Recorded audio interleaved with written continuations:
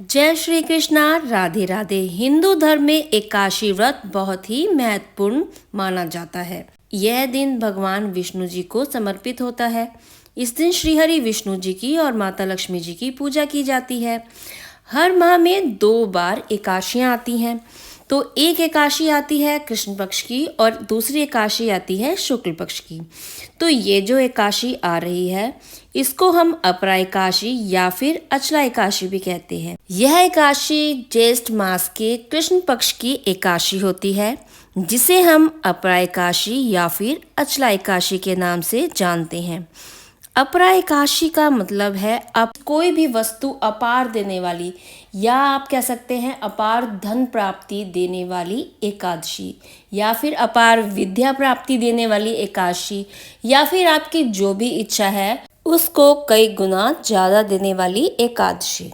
इस व्रत को करने से व्यक्ति को मोक्ष की प्राप्ति तो होती ही है, साथ में अगर आप कामना करते हैं इस व्रत के अंदर तो आपको अचल धन संपत्ति की प्राप्ति भी होती है। अचला एकादशी के व्रत को करने से ब्रह्म हत्या जैसे जो पाप होते हैं वो भी नष्ट हो जाते हैं।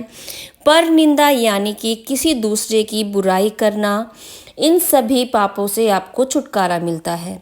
अगर आपके पितृगण आपको लगता है कि वो भूत योनि में चले गए हैं, अपरा एकादशी का व्रत रखने से आपके पूर्वजों को भूत योनि से भी छुटकारा मिलता है। अपरा एकादशी का ये व्रत रखकर आप अपार कीर्ति को भी प्राप्त कर सकते हैं। अपरा एकादशी के इस व्रत को रखकर आपको अपार कीर्ति की प्राप्ति होती है। तो चलिए जान लेते हैं इस दिव्य व्रत को कब रखा जाएगा, कब करनी है पूजा, क्या है इसका शुभ मुहूर्त और कब करना है इसका पारायण, और क्या है अपरा एकादशी व्रत रखने के नियम, हमें इस व्रत में क्या खाना चाहिए और क्या नहीं खाना चाहिए, और हमें इस व्रत में क्या क्या करना चाहिए और क्या नहीं करना चाहिए। तो चलिए इन सभी विषयों पर बात करते हैं। तो सबसे पहले तो जान लेते हैं कि ज्येष्ठ मास में आने वाली कृष्ण पक्ष की जो ये अपरा एकादशी है वो कौन सी तिथि की है। तो इस बार अपरा एकादशी व्रत की तिथि प्रारंभ होती है 23 मई 2025 को प्रातःकाल 1:12 पर और वहीं पर समाप्त होगी रात को 10:29 पर। तो 23 तारीख को अपरा एकादशी या फिर अचला एकादशी का व्रत रखा जाएगा।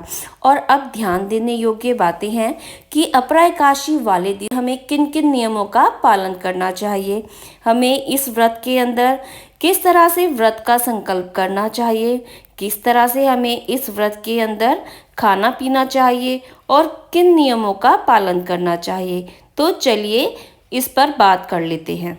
तो एकादशी के जो नियम होते हैं वो 3 दिन के होते हैं। तो हमें किन किन बातों का ध्यान रखना चाहिए, यह ध्यान रखना चाहिए कि दशमी के दिन अगर एकादशी तिथि आदि तिथि पड़े तो उस दिन नहीं बल्कि अगले दिन एकादशी का व्रत रखना चाहिए।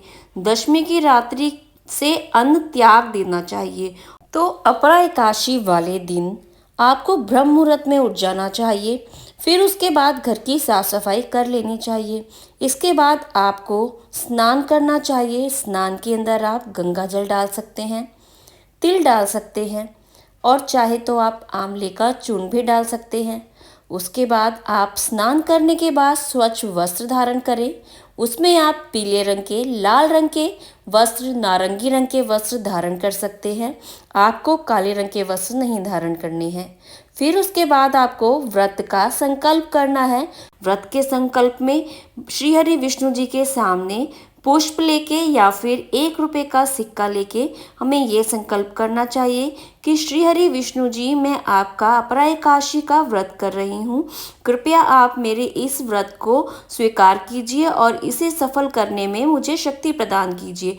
इस तरह से श्री हरि विष्णु जी, श्री हरि विष्णु, श्री हरि विष्णु इस तरह नाम लेके आपको वो संकल्प का जो आपने सिक्का लिया है या फिर आपने पुष्प लिया है वो श्री हरि जी के चरणों में हमें समर्पित कर देना होता है।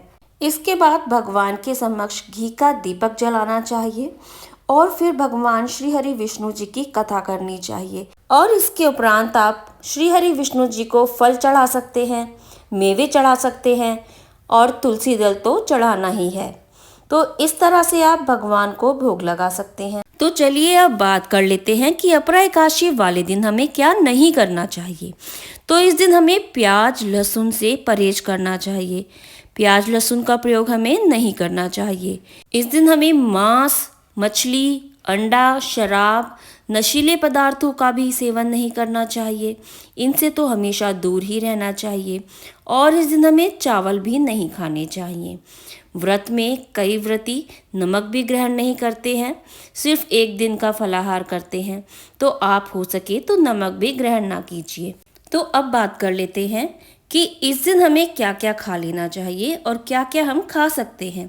तो देखिए, वैसे तो ये व्रत जो रखा जाता है निराहार ही रखा जाता है, पर आज का जो समय है, आज की जो स्थिति है, आजकल इतने जान प्राण तो किसी में है नहीं।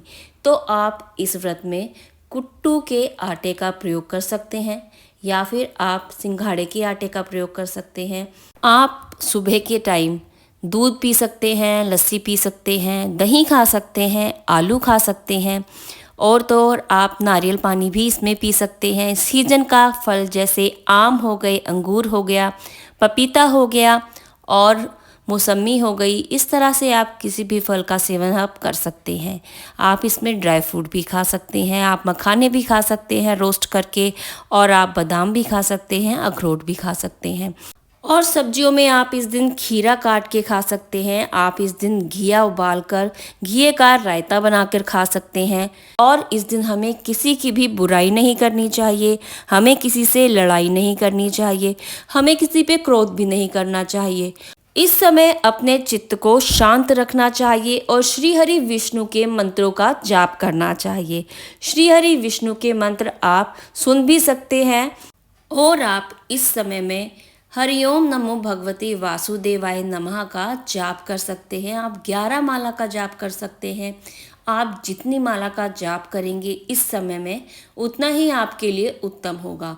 तो आप श्री हरि विष्णु का ध्यान करें, रात को श्री हरि विष्णु के लिए जगराता करें और जब आपने सुबह उठना है और भगवान का व्रत तोड़ना है, यानी कि व्रत को पूर्ण करना है, तो पारायण के समय आपने क्या करना है, तो व्रत को तोड़ने के समय आपने फिर से स्नान आदि से निवृत्त होना है और स्वच्छ कपड़े फिर से धारण करने हैं।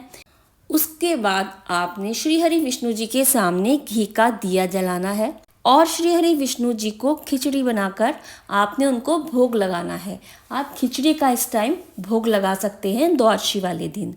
और उसके बाद आपने श्री हरि विष्णु जी की आरती करनी है और आपने श्री हरि विष्णु जी के सामने खड़े होकर कहना है कि हे प्रभु, आपकी कृपा से मेरा ये व्रत संपूर्ण हुआ है, मैं ये भोग आपको अर्पण कर रही हूँ। उसके बाद आपने उसी भोग में से थोड़ा सा चख के अपना व्रत तोड़ना है और उसके बाद आपने किसी योग्य ब्राह्मण को या फिर किसी कन्या को घर बुलाकर थोड़ा भी जो आपका समर्थ होता है उसका दान देना है। आप इसमें घी का दान दे सकते हैं, आप चावल की एक कटोरी निकालकर उसका दान दे सकते हैं, आप इसमें किसी भी सूखे अन्न का दान दे सकते हैं, आप वस्त्र का भी दान दे सकते हैं। इस तरह से अपरा एकादशी का जो व्रत धारण किया जाता है वो दशमी से लेकर द्वादशी तक, यानी कि 3 दिन की हिदायतें होती हैं। 3 दिन की हिदायतों में क्या होता है कि दशमी वाले दिन से ही आपने रात को चावल नहीं खाने हैं। दशमी वाले दिन आपने तुलसी तोड़कर रख लेनी है और उसके बाद एकादशी वाले दिन आपने तुलसी श्री हरि विष्णु जी को अर्पण करनी है। उसके बाद जब द्वादशी लग जाती है तो द्वादशी वाले दिन आपने खिचड़ी बना के श्री हरि विष्णु जी को भोग लगाना है। उसके बाद आपने उसी खिचड़ी से अपने व्रत का पारण करना है, अपने व्रत को संपूर्ण करना है और फिर दान दक्षिणा देनी है। इस तरह से करके आपका व्रत जो होता है वो पूर्ण हो जाता है। वैसे तो साल में आने वाली 24 एकादशियाँ अपने में विशेष महत्व रखती हैं। हर एकादशी का अपना एक विशेष महत्व है। तो अचला एकादशी का बहुत ही विशेष महत्व है। अचला एकादशी का जो व्रत है वो हर गृहस्थी को रखना जरूर चाहिए। इससे हमें अपार यानी कि बहुत सारी शुभ फलों की प्राप्ति होती है। तो चलिए फ्रेंड्स, अगर आपको मेरी ये इन्फॉर्मेटिव वीडियो पसंद आई है तो please like, share and subscribe जरूर कीजिएगा। इससे हमारा हौसला बढ़ता है और हमें पता लगता है कि आपको हमारे वीडियो पसंद आ रहे हैं। तो आप सबको अचला एकादशी या फिर अपरा एकादशी की बहुत बहुत बधाई हो।